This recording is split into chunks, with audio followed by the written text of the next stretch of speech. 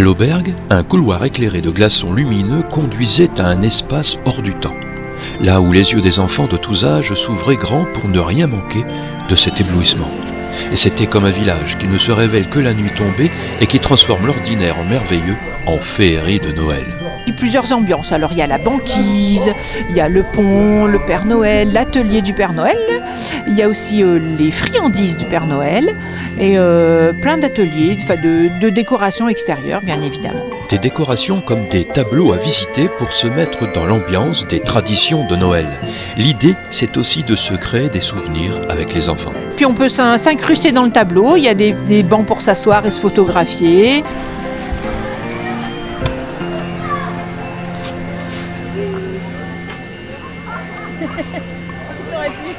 Dans un igloo ouvert comme une scène de spectacle, le public s'était amassé pour suivre les aventures d'un lutin et d'un renne enchanté. Ah, des filles reines. Des filles reines. Il y aura une reine. La reine d'Angleterre? Mais non. La reine tout court. Elle s'appelle tout court? Mais non. Et qu'est-ce qu'elle va faire la reine d'Angleterre tout court? Mais non, elle va tirer le traîneau. Impossible, il n'y a que moi qui peux faire. Oui. Au café éphémère de ce village près des nuages, il était possible de se réchauffer d'un chocolat chaud ou d'un verre de vin chaud. Alors dites-moi, il est comment?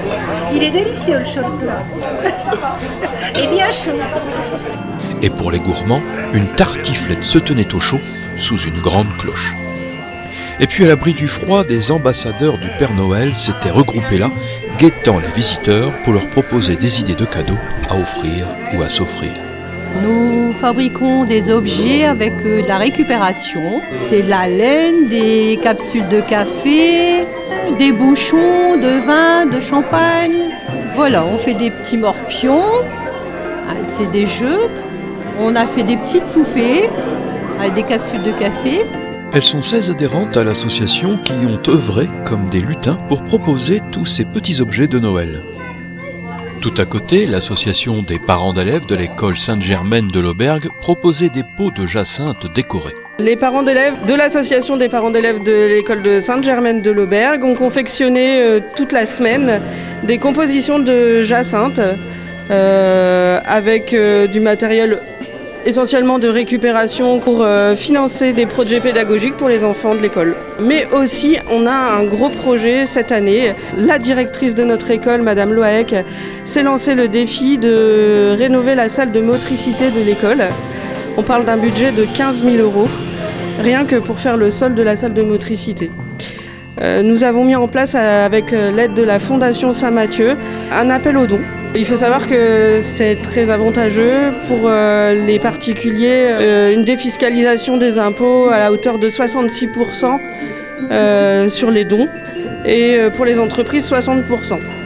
Donc ça s'appelle J'aide mon école avec la Fondation Saint-Mathieu et il faut taper l'école Sainte-Germaine de l'Auberge. Noël peut aussi servir à réaliser une bonne action et même à dépasser cette période dorée pour venir en aide sous la forme d'un don. Des petits objets de confection artisanale étaient remplis ici aussi de poésie, de délicatesse et de minutie. Dehors, le froid sévissait, faisant taire les fontaines et briller comme un ciel de diamants les épines des sapins qui abritaient les cadeaux rêvés, commandés, espérés. Nul doute que la douce nuit de Noël approchait, il suffisait de tendre l'oreille. Il semblerait qu'il soit en chemin.